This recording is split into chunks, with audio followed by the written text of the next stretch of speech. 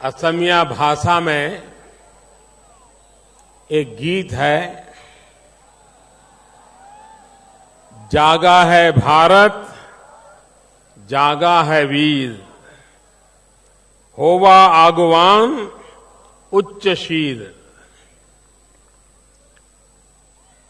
जागे हो भारत जागो है वीर, आगे बढ़ो किए उन्नत शीर।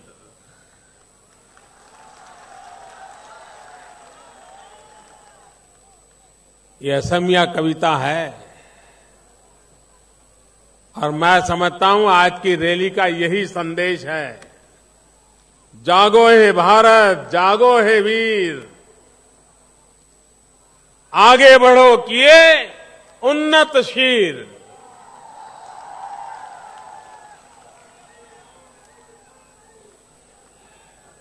भाइयों बहनों,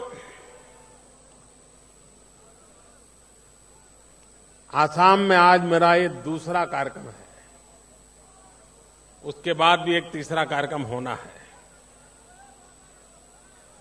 लेकिन ये मैं जो दृश्य देख रहा हूं, मैं इसी मैदान में पहले भी आया हूं।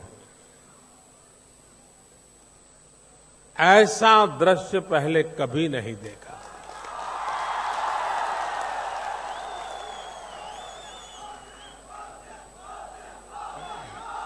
और लास्ट जब मैं आया था तब तो चुनाव की गहमा गहमी में आया था।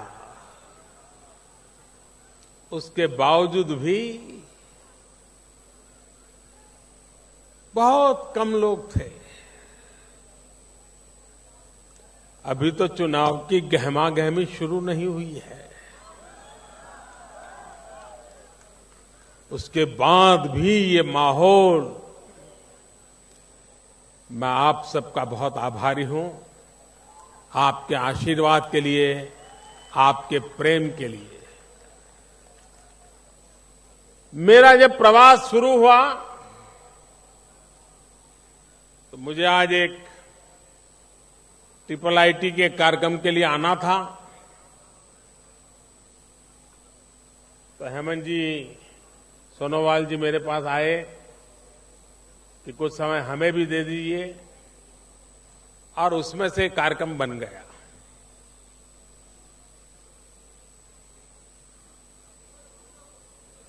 मैं यहां आया तब तक मैंने सोचा नहीं था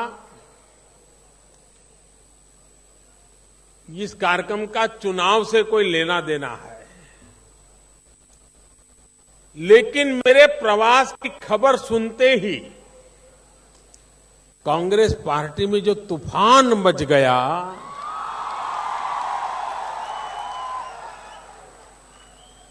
जो परेशानी पैदा हुई, तब मुझे पता चला कि हाँ, ये तो चुनाव के कारण है।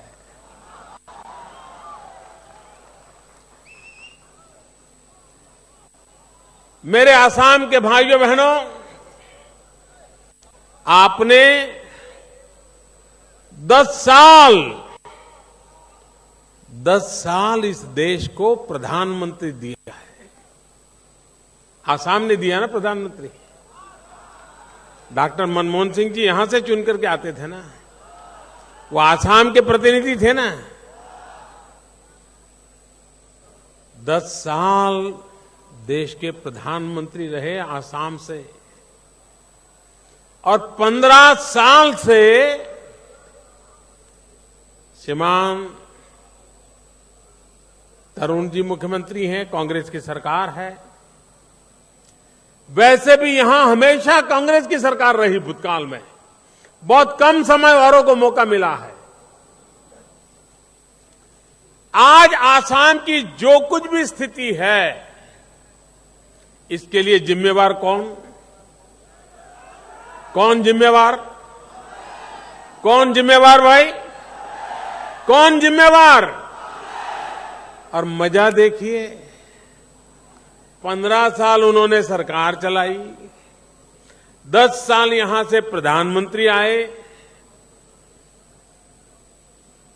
और हिसाब मेरे से मांग रहे हैं।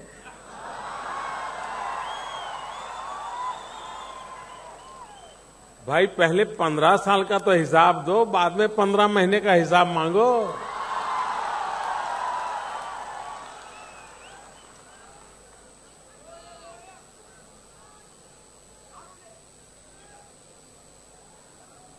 बिहार, आसाम के पास क्या नहीं है मेरे भाइयों बहनों, क्या नहीं। इतनी प्राकृतिक संपदा है, पानी का भंडार है और नौजवान बड़े ताकतवर है।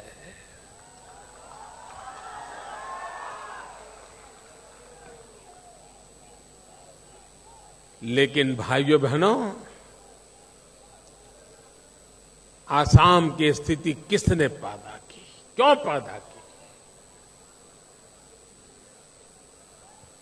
और इसलिए आसाम के लोगों के मन में विचार आना बहुत स्वाभाविक है। अब हमें आसाम ऐसे ही रहना देना है कि आगे बढ़ता आसाम चाहिए हमें। तेज गति से बढ़ता आसाम चाहिए कि नहीं चाहिए? विकास की नई ऊंचाइयों वाला आसाम चाहिए कि नहीं चाहिए? आसाम ऐसा हो जहां नौजवान को रोजगार हो, ऐसा आसाम चाहिए कि नहीं चाहिए? यहां के किसान, यहां के मजदूर, इन सब के लिए उज्जवल भविष्य हो, ऐसा आसाम चाहिए भाई। और इसलिए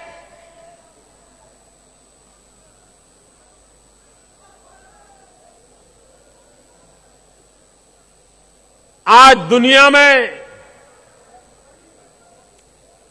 चाहे वर्ल्ड बैंक, चाहे IMF, चाहे कोई भी दुनिया की रेटिंग एजेंसी, एक स्वर से दुनिया में से एक ही आवाज उठ रही है कि दुनिया की बड़ी देशों की जो इकोनॉमी है, उसमें अगर सबसे तेज गति से आगे बढ़ने वाली इकोनॉमी है तो उसका नाम हिंदुस्तान है। तेज गति से आज हिंदुस्तान विकास की ओर आगे बढ़ रहा है। इतने कम समय में आज देश में FDI में, फॉरेन डायरेक्ट इन्वेस्टमेंट में 40% की वृद्धि हुई है भाइयों, 40%। ये धन जो विदेश से आया है, ये धन जो विदेश से आने वाला है, वो किस काम आने वाला है? यहां उद्योग लगेंगे, यहां इंफ्रास्ट्रक्चर बनेगा और सबसे बड़ी बात, यहां के नौजवान को रोजगार मिलेगा। देश के नौजवान को रोजगार चाहिए और इसलिए हमारी सरकार एक बात पर बहुत ध्यान केंद्रित करके आगे बढ़ रही है और वो बात है विकास, विकास और विकास। एक ही मुद्दा, विकास।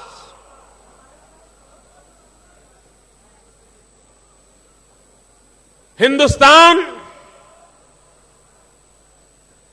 उसका विकास संतुलित होना चाहिए। सिर्फ भारत के पश्चिमी छोर पर विकास हो, मुंबई आगे बढ़े और गुवाहाटी पीछे रह जाए तो देश आगे बढ़ नहीं सकता है।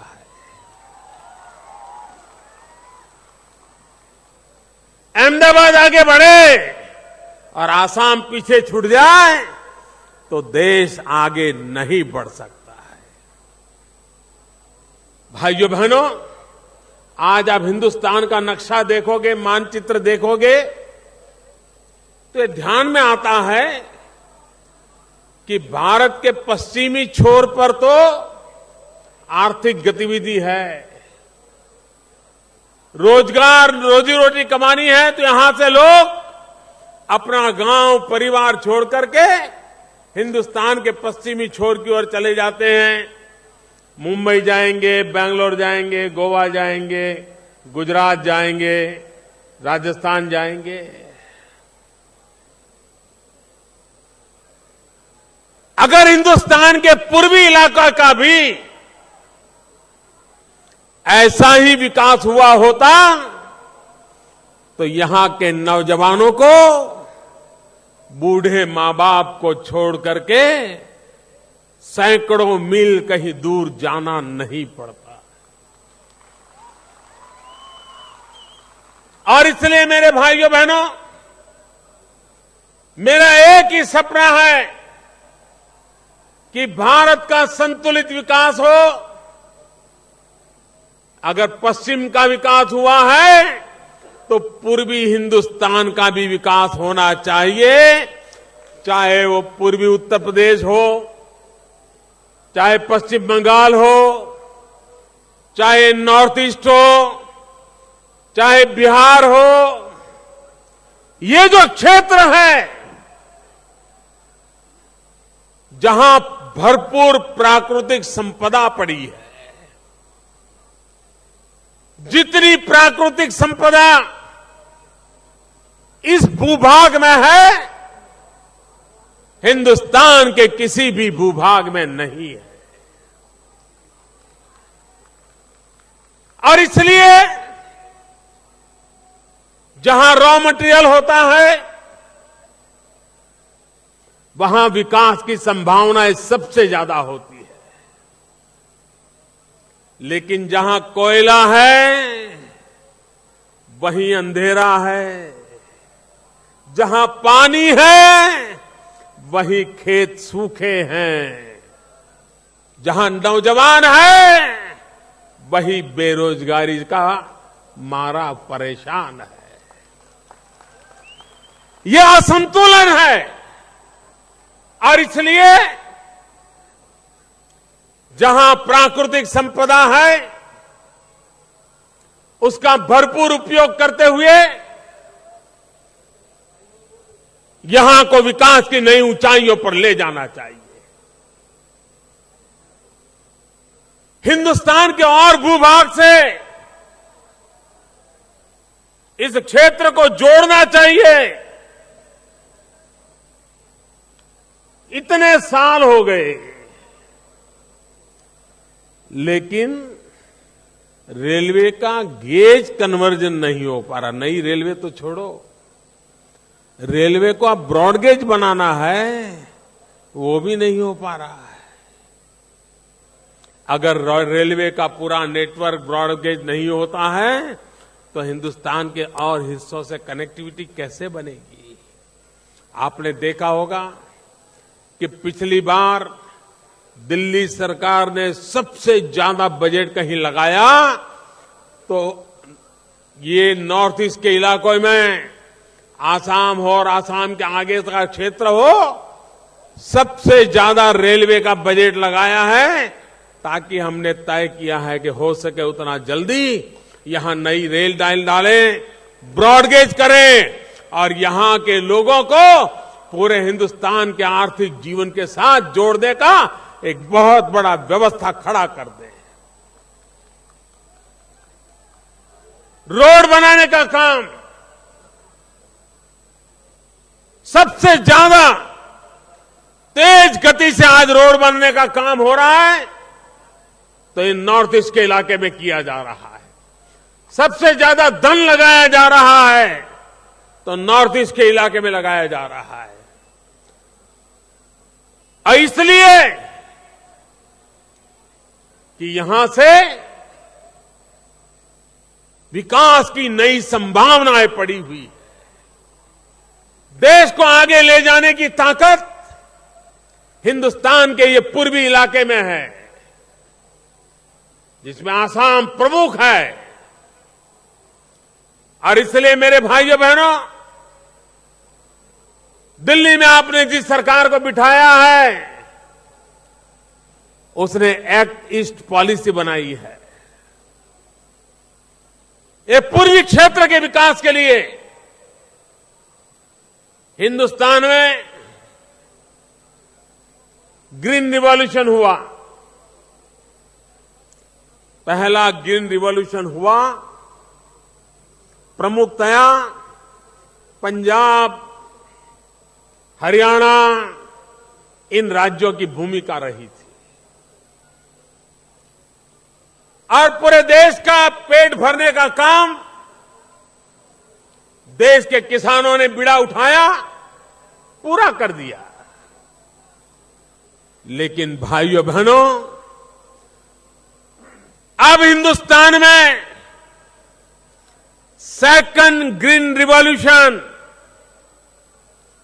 दूसरी हरित क्रांति अगर वो होने वाली है, तो हिंदुस्तान के इस पूर्वी इलाके से होने वाली है, आसाम से होने वाली है। भाई,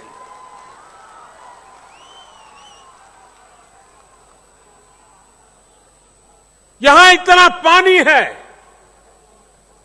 इतनी उपजाऊ जमीन है, मेहनतकश किसान है। अगर यहां पर आधुनिक विज्ञान को लाते हुए काम किया जाए, तो कितना बड़ा परिवर्तन आ सकता है। आज मैं सिक्किम से आ रहा हूं। मैंने देश भर के कृषि मंत्रियों को सिक्किम बुलाया था, देश भर के कृषि सचिवों को बुलाया था। 2 दिन वहां मंथन किया, और ये मंथन इस बात का था कि हम कृषि क्षेत्र को आधुनिक कैसे बनाएं, हमारे किसान की इनकम। भाइयों बहनों, मेरा सपना है कि 2022 जब हिंदुस्तान आजादी के 75 साल मनाता होगा, भारत के 75 साल की जयंती हर हिंदुस्तानी शान से मनाता होगा। जब भारत के आजादी का 75वां साल हो, तब हिंदुस्तान कैसा हो। एक मेरे दिल की इच्छा है कि 2022 में जब देश आजादी के 75 साल मनाता हो, तब तक हमारे किसान की आय डबल हो जानी चाहिए, डबल हो जानी चाहिए। हमारे किसान की इनकम 2 गुना करनी है। कठिन काम है, चुनौती भरा काम है, लेकिन संकल्प लेकर के अगर चल पड़े तो ये संभव भी है भाइयों। और ये संभावना की कोई जगह है तो हिंदुस्तान का पूर्वी इलाका है, आसाम है, जो इस कमाल को कर सकता है। और इसलिए सरकार विकास की उन नई ऊंचाइयों को पार करने के लिए समयबद्ध काम हाथ में लेकर के चल रहा है। भाइयों बहनों, इतना पानी हो और आसाम में अंधेरा हो, जिम्मेवार कौन है? कौन जिम्मेवार है? आज 24 घंटे बिजली मिलती है क्या आपको? बिजली 24 घंटे मिलती है? जरा जोर से बताइए ना, मिलती है बिजली? मिलनी चाहिए कि नहीं मिलनी चाहिए?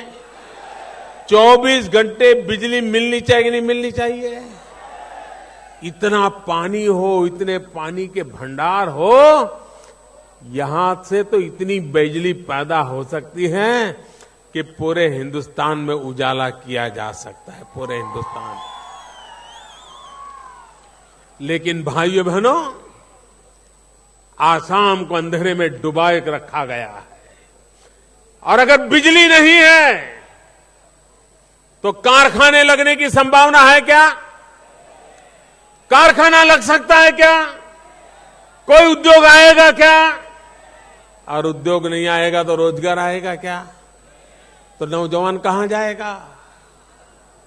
और इसलिए भाइयों बहनों, हमने बिजली पर ध्यान केंद्रित किया है। बिजली पहुंचे ताकि उद्योगों की संभावनाएं बने, रेल और रोड बने, ताकि उद्योगकार अपना उत्पादन बाजार में पहुंचाने के लिए उसको सुविधा मिले। एक सोची समझी व्यवस्था के तहत हम आसाम के इस इलाके को, हिंदुस्तान के इस भूभाग को विकास की नई ऊंचाइयों पर ले जाने का सपना देख करके चल रहे हैं। भाइयों बहनों, हमारी कंचनजंगा एक्सप्रेस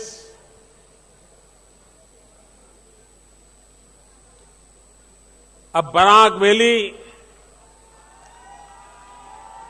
सिलचर तक उसे ले जाया जाएगा और बहुत ही जल्द ये काम शुरू हो जाएगा मित्रों,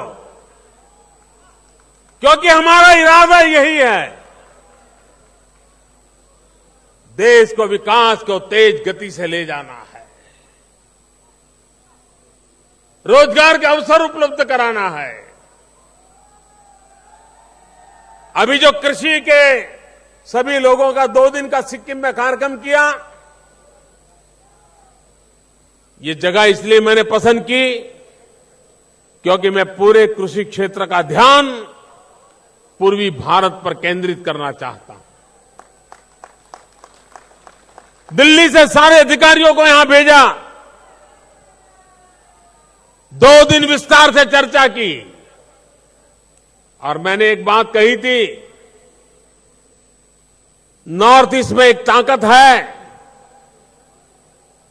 और वो ताकत है ऑर्गेनिक फार्मिंग की। ये देश का गर्व है कि नॉर्थ ईस्ट का सिक्किम हिंदुस्तान का सबसे पहला ऑर्गेनिक स्टेट बन गया। आप ही के अड़ोस पड़ोस के लोग, और मैंने कहा था नॉर्थ ईस्ट में वो ताकत है कि वो हिंदुस्तान का ऑर्गेनिक फार्मिंग का कैपिटल बन सकता है, इतनी ताकत पड़ी है। इसकी शुभ शुरुआत हो चुकी है सिक्किम से और देखते ही देखते आगे वाले इलाकों में चलेगी, क्योंकि आज दुनिया में अरबों खरबों रुपयों का व्यापार ऑर्गेनिक चीजों पर है। हर कोई हेल्थ केयर में कॉन्शियस बन गया है। केमिकल से हर किसी को छुट्टी चाहिए, हर कोई बीमारी से बचना चाहता है।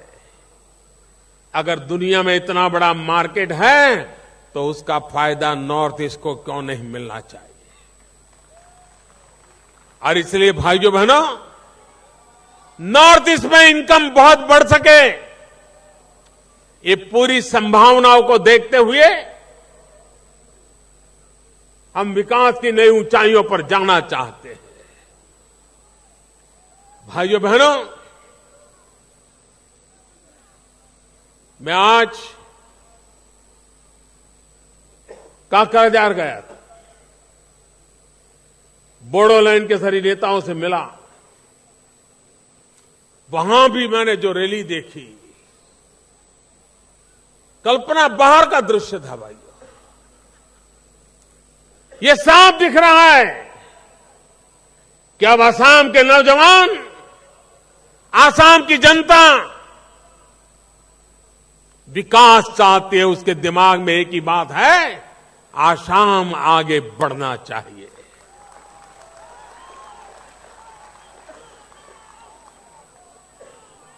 आगे बढ़ेगा असम, ये मंत्र लेकर के चल पड़े हम।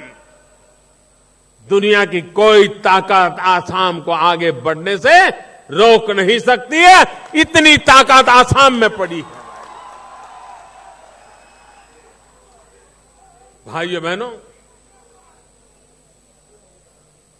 जब मैं युवाओं की बात करता हूं तो मेरे सामने जो लाखों युवान बैठे हैं वो मुझे नजर आते हैं। लेकिन कांग्रेस पार्टी ऐसी है कि उनके यहां युवा का मतलब होता है अपने बेटे बेटी। उससे आगे उनको कोई युवा दिखता ही नहीं है। भाइयों बहनों, हमें तो इन लाखों युवाओं की जिंदगी बदलने के लिए काम करना है। हमने स्किल इंडिया का बीड़ा उठाया है। हमारे देश के नौजवान के पास हुनर हो, जिस देश के पास 65% लोग 35 साल से कम उम्र के हैं, वो देश दुनिया में क्या नहीं कर सकता है। भाई, आसाम का नौजवान क्या नहीं कर सकता है। हमने एक योजना निकाली। अभी मैंने कार्यक्रम किया स्टार्टअप का। सारे देश से लोग आए, आसाम से भी आए थे। और मैं देख रहा था नौजवानों में क्या प्रतिभा है, कैसी नई नई चीजें सोचते हैं, कैसी नई नई चीजें कर रहे हैं और किस प्रकार से भारत का भाग्य बदलने के लिए अपनी प्रतिभा का उपयोग कर रहे हैं। भाइयों बहनों, हमारे देश में छोटे मोटे काम करने वाले लोग हैं। धोबी होगा, नाई होगा, अखबार बेचने वाला होगा, दूध बेचने वाला होगा, जूते रिपेयर करने वाला होगा, सामान्य लोग, पान का ठेका चलाता होगा, चना मुरमुरे बेचता होगा, छोटे छोटे लोग। इन्होंने बेचारों ने कभी बैंक का दरवाजा ही नहीं देखा है। बैंक वाले उनको घुसने ही नहीं देते और इसलिए उसको अगर पैसों की जरूरत पड़े, कच्चा माल ला करके कुछ करना है और बेचना है, पेट भरना है, 5,000 रुपया चाहिए, 10,000 रुपया चाहिए, उसको बेचारे को किसी साहूकार के घर जाना पड़ता है। और जब साहूकार के पास जाता है तो आप जानते हैं साहूकार कितना रुपये का ब्याज देता है। सारी कमाई ब्याज में चली जाती है, पेट भरने के लिए कुछ काम नहीं आता है। इन लोगों का कौन काम करेगा? 70 साल हो गए, किसी ने देखा नहीं। हमने आकर के तय किया, एक प्रधानमंत्री मुद्रा योजना बनाई और मुद्रा योजना के तहत हमने कह दिया कि ऐसे जो छोटे छोटे लोग हैं, उनको अगर पैसा चाहिए बैंक में से, बैंक उनसे कोई गारंटी नहीं मांगेगी। बिना गारंटी को एक बार विश्वास हो जाएगा, हां भाई ये काम ये करता है, और अगर उसको 5,000 रुपया मिलेगा तो वो काम अपना आगे बढ़ाएगा, 10,000 मिलेगा तो आगे बढ़ाएगा, 50,000 मिलेगा तो आगे बढ़ाएगा। आज मुझे खुशी की से कहना है भाइयों बहनों, इस देश में बहुत ही कम समय में योजना लागू करने के 4-5 महीने के भीतर भीतर करीब 2 करोड़ ऐसे परिवारों को, जो सामान्य काम करने वाले लोग हैं, उनको मुद्रा योजना से बैंकों ने पैसे दिए, गारंटी के बिना दिए हैं। और करीब करीब 80,000 करोड़ रुपया उनको दिया, 80,000 करोड़ रुपया। किसी को 2 लाख, किसी को 5 लाख, किसी को 50,000। अब ये लोग अपना कारोबार बढ़ाएंगे, एकाध व्यक्ति को नया रोजगार मिलेगा, काम बढ़ेगा तो लोग रखेंगे, वो अपने और लोग रखेंगे। भाइयों बहनों, और ये कौन लोग हैं? गरीब लोग हैं, schedule caste, schedule tribe, OBC, इन्हीं लोगों में से हैं। और अभी मैंने बैंक वालों से कहा है कि हर ब्रांच, बैंकों की हर ब्रांच कम से कम 3 नए स्टार्टअप शुरू करें।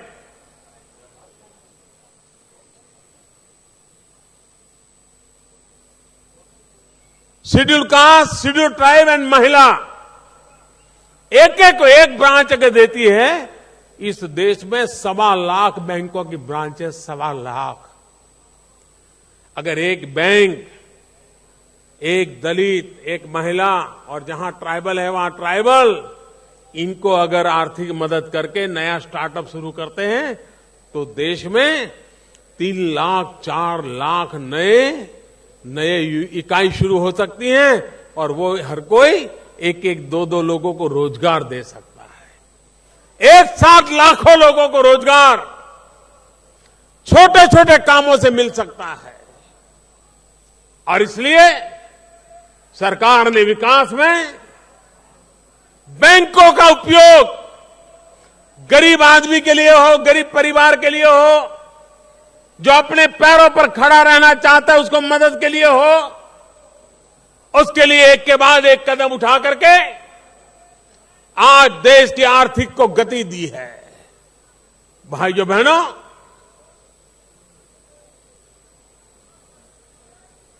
पिछले 18 महीने में आपने देखा होगा 1 मिनट हमने गंवाई नहीं है। 1 मिनट पूरी शक्ति से इस देश के विकास के काम में हम लगे हुए हैं। एक जुनून है, एक मंत्र है, एक समर्पण का भाव है कि देश को आगे बढ़ाना है। वही जुनून, वही सपना आसाम को भी आगे बढ़ाना है। भाइयों, आगे बढ़ेगा आसाम, इस संकल्प को लेकर के आज जाइए। गांव गांव, घर घर एक नया विश्वास पैदा कीजिए। दिल्ली की सरकार आपके साथ है। आसाम को आगे बढ़ाने के लिए दिल्ली से जो हो सकता है वो करने के लिए दिल्ली तैयार है।